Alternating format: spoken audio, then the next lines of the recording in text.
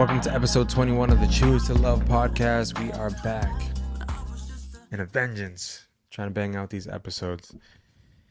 And tonight, I'm going to be sharing one of the talks that John Maxwell did at the conference that I was just at, the International Maxwell Conference in Orlando, Florida, 2024. It was one that I attended, one that I loved, one that I really enjoyed, and was able to hear from over 24 speakers, be able to hear people share their stories, share their experiences, share their knowledge, share their expertise in a way that one thing that I loved was that, like I said before, we think sometimes that, we see this person who's an amazing public speaker. Yeah. And we say, wow, it must be nice. It must be so easy. They make it look so easy. They must be a natural at it. And one thing that I found that every public speaker that was on stage that was humble enough to share, or at least shared in their story, was that they didn't start out that way. They worked at it. They were consistent at it. They were persistent at it. And it was good to hear so many different styles. People who used notes when they spoke on stage, people who didn't use notes, people who used humor who were intentionally trying to be funny, people who weren't trying to be funny but still said funny things and made people laugh. And a lot of people who just shared information and it was too much. And then people who shared information mixed in with stories, mixed in with a hard point, and it stuck. And it was really good for me. That was a style that I liked. But it was good to hear a variation of styles and a variation of speakers, because we think that we see somebody who's at the pinnacle of their career. They've done over 13,000 speeches. And you're like, man, this guy makes it look, this woman makes it look so easy. But it's because they worked at it. And you don't do 13,000 speeches the same way. You get better, 1% better, 1% better, 1% better. Sorry, I want to check because...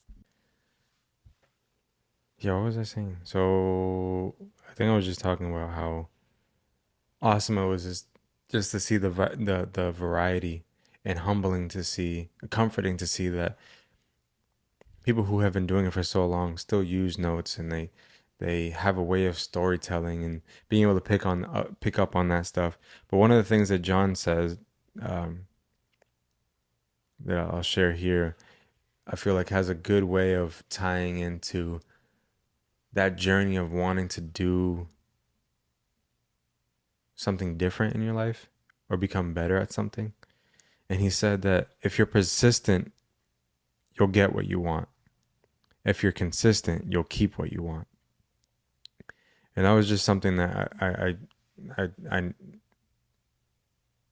took a note of, because so often we're persistent to get what we want, and then once we get it, we stop being consistent to keep it. But that consistency after we're persistent is what allows us to be able to maintain it and continue to build upon it.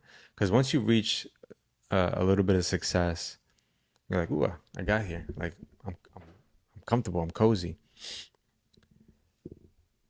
But it's the consistency that allows us to maintain at least that level of excellence. And if we don't continue to do so, then we can start to lose not only the skill set that we've gained, but also the influence that we've gotten once we've gotten to that level of success. Does that make sense? Yeah. He had a couple other points I'll just highlight real quick. What you focus, and see if anything talks to you.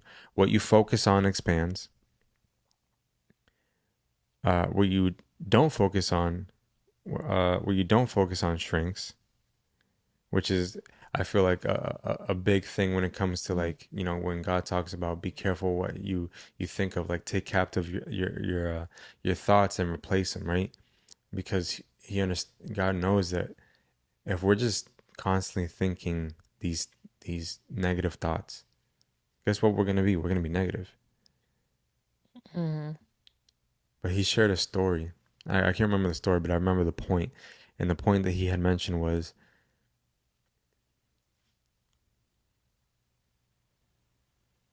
how often do we say to ourselves, uh, or how often do we just listen to ourselves, our thoughts, right? Mm-hmm.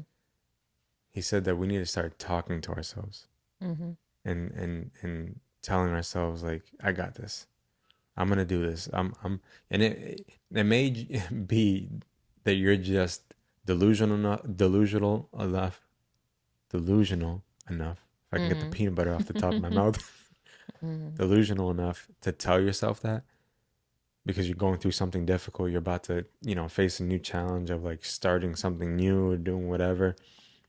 And you have to be able to take the negative thoughts that you think, because obviously your brain's gonna be like, you can't do that. Mm-hmm. Are you crazy? Who's done that before?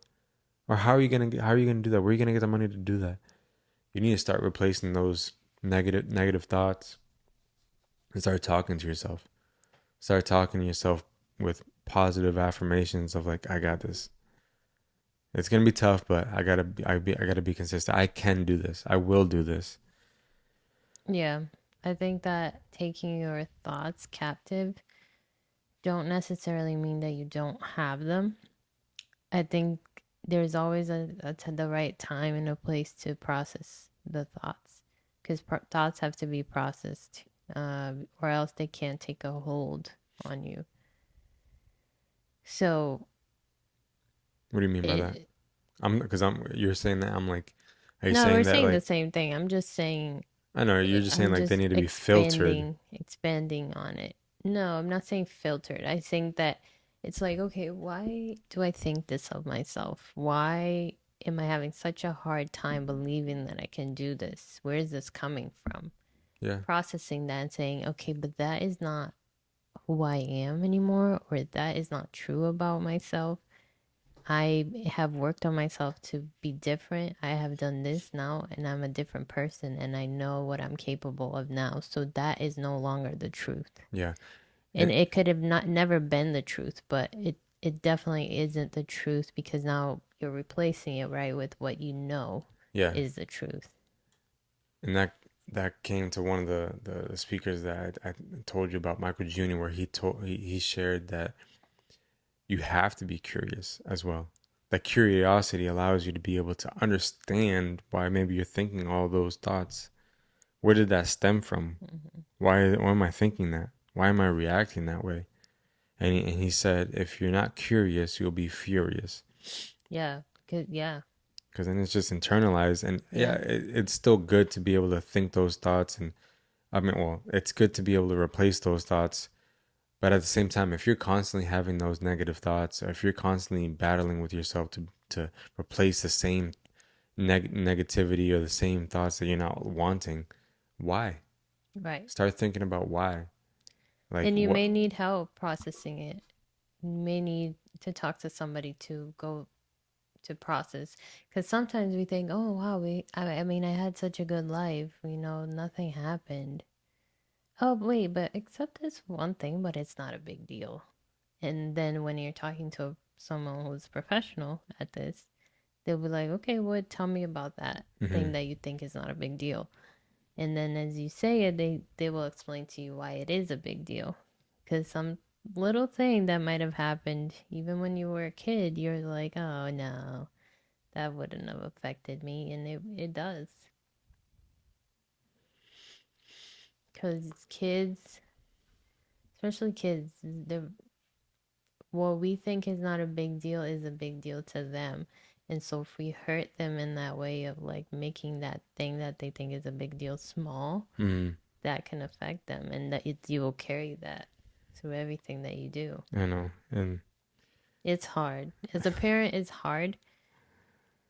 As a human being, it's hard not to do that to especially a kid because you're just having conversation and you're like, that it's not a big deal, but that's all they know. That's their life. yeah, That's their and their brain worries. hasn't even. I mean, when does the brain stop developing? Like They say 26. 25. So Yeah. like, how can we expect a Yeah. 5-year-old or a child or even a teenager, right? To be able to I mean, process think stuff. about when you were a teenager, especially. I mean, I think about like my social media days when I was a teenager and the stuff that I posted. I'm like, what in the world? Yeah, it's I thought embarrassing. it was so grown up. But it's like your reality. Like it's your truth. You're like, I know better, Right. but you don't. But you like I remember I was like, I am very wise. I know. You said that? I used to think that I was like, I know. Because I gone through a lot of things. I seen a lot of things. I lived with a lot of adults around me. So Mm. I thought like I know better. And I did know, but I didn't because I was still a kid. How about any of these? Any of these talk to you? Do what you can do, and it will keep you going long enough until you do what you couldn't do. Do what you can do until you keep going long enough and what? Do what you can do. It will keep you going until you can do what you couldn't do. Meaning, okay, I can't public speak in front of 3,000 people, but I can be consistent at going to Toastmasters and speaking in front of 8 people consistently until I continue to get better at the craft. I can continue to get better at formulating a speech, being comfortable in front of people. But yeah, let's start even smaller than that, right? When I shared about This, my yeah, what well this step has helped me share even in my small group. mm, It's not a speech. I'm not giving a speech, but it's allowing me to be more comfortable sharing my story, sharing my thoughts, and knowing that actually a lot what I think may be silly sometimes a lot of people relate to that. yeah.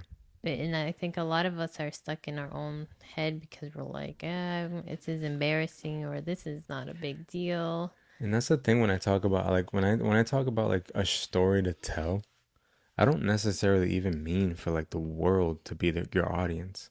Mm. I'm talking about like in even your small group setting, even within your own family, even within your own friend group. You keeping it to yourself does nothing good for anybody. Even and it actually does you good sharing it because you can see that maybe somebody that you shared it with had a breakthrough because of your story. You don't have to gain wisdom by going through life circumstances yourself. You can gain wisdom by seeing someone else's struggle or hearing how someone else overcame in order to get to that point quicker. But you can also be the reason why someone gets there quicker because you shared. Mm. And so like the little things that we do what you can do. And it's even like one of the girls who got stage time with me, she shared how, I mean, for her to be up on stage in front of 3,000 people, when she said that she was even nervous talking in a Zoom, she would start off with just not saying anything. And she said, you know what? The next Zoom, I'm going to type out something. Wow, look at that. So she typed it out. The next time she said, I'm going to raise my hand. Like, you know how you can literally like Mm-hmm. hit the hand button. And then the next time I'm going to say something. And then like each time it was a one up. But you don't raise your hand to speak. Yeah. Oh, okay. I don't know. Like, I'm just like, there was certain things that she Okay. did each time to be able to get 1% better. She did what she could do Just to in order for her to do what she, uh, in order for her, do what you can do long enough until you can do what you couldn't do. And like, if she has started off with like, I'm going to speak in front of 3,000 people, it's the first time I'm ever going to speak in front of people. Well, why don't you start with step one, talk, and that's the thing, a share. lot of us want to start there, right? Let's talk to the people that are there. They didn't get there by just switch or Yeah. whatever. Like Switching on the switch. they didn't just Swish. magically Swishing on the appear swish. there. They weren't just handed the opportunity. They Yeah. had to one step out of their comfort zone. Who knows? Maybe a couple of years ago, maybe 6 months ago, maybe whatever. I mean, preparation allows for is what does it say? Opportunity meets where success comes when opportunity meets preparation. What you're preparing for, yeah, maybe a door gets open, timing is, timing works out, God opens up an opportunity, but you have been preparing for an opportunity. Therefore, when it Yeah. came for that girl, for that lady, she was ready Yeah. because she was Yeah. preparing herself. And that's the thing, what your step forward, your step out of your comfort zone, you don't know what it's going to turn into. You may think that it's just you just connecting more with people, just being more comfortable speaking to other people, but you have no idea Mm-hmm. the magnitude of what's waiting for you on the other side when you decide, I'm going to make a change. Yeah. And again, it goes back to the verse of like, this is why like this verse 60, Proverbs 69 was like raining true the whole weekend Mm, or the whole past couple weeks. yeah. It's because like I planned to do something, but like the doors that God opened allowed for him to move. And John also said that consistency is the prerequisite for excellence. So you have to be consistent in order to become excellent in anything. Steph Curry didn't become the greatest shooter ever who ever lived and have the number one spot for most 3 pointers in a NBA career, and he's not even finished yet. Mm, By not, he didn't get there by not practicing. He didn't get there by not putting up 1,000 shots. Who knows, every day or something like that. He was consistent, and now he makes it look easy. So that's his excellence. For us, for you, it might be consistency in working out. And then all of a sudden, the excellence comes in the form of good health. mm. What? What? You don't like that analogy? You can't just laugh and not tell me why. No, I'm just, they're just putting me out there. Well, I wasn't talking about you. You said me. No. You did. Well, I did say you, but I wasn't talking about like you. I meant like you in a general form. But you did work out consistently for like 4 days, Yep. Because right? I had time to spare. And you had time to spare. No excuses, though.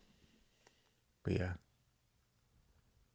but so often, and I definitely been there too. Like we just want to get to the top without having to put in the We just work. want to be at the top, We right? just want, we just want to be at the top. We want to get to the top.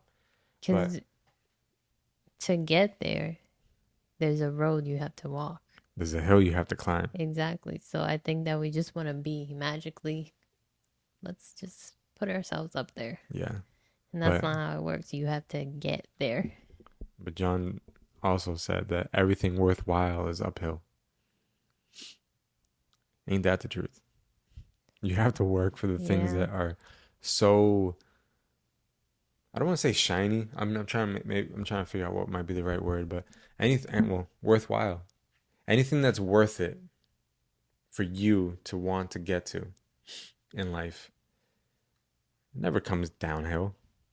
It never comes like, oh, I have to become less of a person. I have to do less of what I'm doing to go ahead in life. No, you always have to go uphill. You always have to climb. You always have to work hard in order to achieve those next fees that you're trying to fees, feats. I don't know. I don't know what that word is. You know what I'm trying to say though. Yeah. Like phase? No. I know what I'm trying to say, but I don't know the word I'm trying to use. But yeah, he has such a good way of making a point sound good. Yeah. of And I using what word vocabulary to be like simple, but like damn, like that's exactly what I've been trying to say in a one sentence summary. yeah, what I also noticed from my one time that I watched him speak Oh, we got to is speak on that too is that before our time's up. is that even in his mistake, he can turn it around Yeah, and just make it seem like it was part of the speech yeah. and just purposely put there. And it's very natural. And I think it comes from just being humble. Like, just be humble, admit, be okay with saying, I'm not perfect, even though I've been doing this for years. I'm not Yeah, perfect because I'm a person. yeah. I make mistakes. I'm going to say things the wrong way. And I'm going to make mistakes, even though I've been doing this for years. I mean, 13. He said 13,000 speeches, 90 books, and yeah, like you said, he's still humble enough to be able to be like, I messed up. Let me just read this, Mm-hmm. right? And it just shows the humility to be like that. And that was my favorite style of anybody who spoke. Him and the dozens of other people that I heard. I thought he was my favorite in this because of it was conversational. Yeah. It wasn't him talking at us, it was him talking to us. And it felt like if it was in a room of You felt honestly like you almost were like right yeah, there with him. yeah. Yeah. You were just like sitting like we're sitting here. And obviously that's a gift, but also a work ethic to get to that point because he said like he wasn't good when he first started. And he had pride, he had ego at the beginning.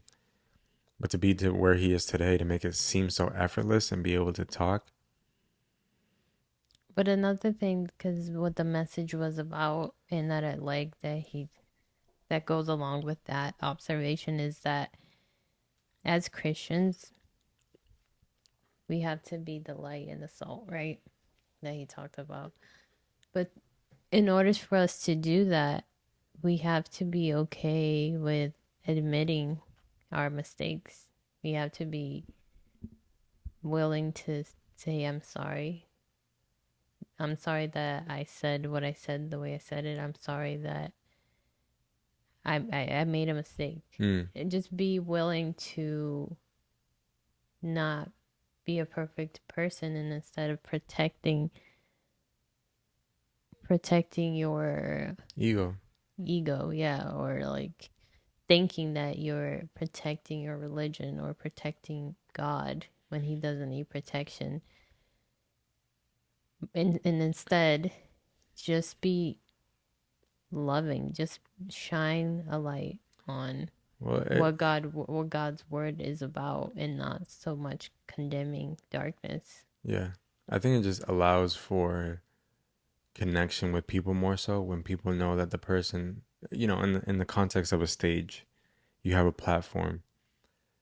It's humbling for the people listening to know that the person that they're listening to is not perfect because so Mhm. often we put people up on a pedestal who are on a pedestal literally, who Mhm. are on a stage like, oh, this pastor, this speaker, they're perfect, their life is perfect, their children are perfect, their everything's perfect. But when the person who has the microphone and has the ability to be the only one speaking in a room at a time, and we hear everything that he says or she says, and they have the ability to say, I've struggled, I've failed, I've faulted, I've, you know, messed up, whatever. It allows the audience to be able to see that person in a different light of, okay, they're just like me. But you know what? We all have that audience. Yeah, you're right. It's not just Well, the well-known people. You, me, even with social you. media. Everybody has an audience. But even think about in your group, right? Your family, your friends. Sometimes people think like, "Oh, Yeah. you have this beautiful family, you have this perfect life. Like, you guys got married young. Like, you just have it going on for you." And like, yes, thank you, Jesus. We have a beautiful relationship. We have a beautiful family, but it's not perfect. There's, things that Uh, have to be worked out. There's things that we've been through. And Listen, I let me tell you a and story about and when we let were both me cranky and ready to eat but some let me dinner. say this. Don't but let me say this. I feel like even in our group of like our family, we've said things before that they've been surprised. Whether it's like a personal thing that you said about yourself or that I said about myself, that they were like, "What? You?" Mm, And that's the thing. It's like when we're willing to show our humanness, we connect more with people. People can relate more. They're willing to listen to you more because they're like, okay, well, but then what makes it different? Like, how do you deal with all that? How do you deal with that? But then you're still doing this. yeah, And that's when you get the opportunity to share, your yeah, and that's the what. love that God has for you. Yeah, that's a good point because, like I said, your audience doesn't have to be a 3,000 person filled room. No, I mean, it certainly is inspiring to Sure. hear, but I'm just saying, I think we all have Yeah, an audience. and we all have a responsibility to be honest, open, and transparent. To be able to not be fake and to just show people our humanity. Yeah. Because in our humanity, we're able to have stronger connection, stronger relationships. And you have anything else you want to say on that? Or no? No. Because I just wanted to share one thing before the camera cuts out. Was you obviously know my struggle with this, but I think with what you've been telling me and what I've experienced in the last week or so with the Maxwell Company,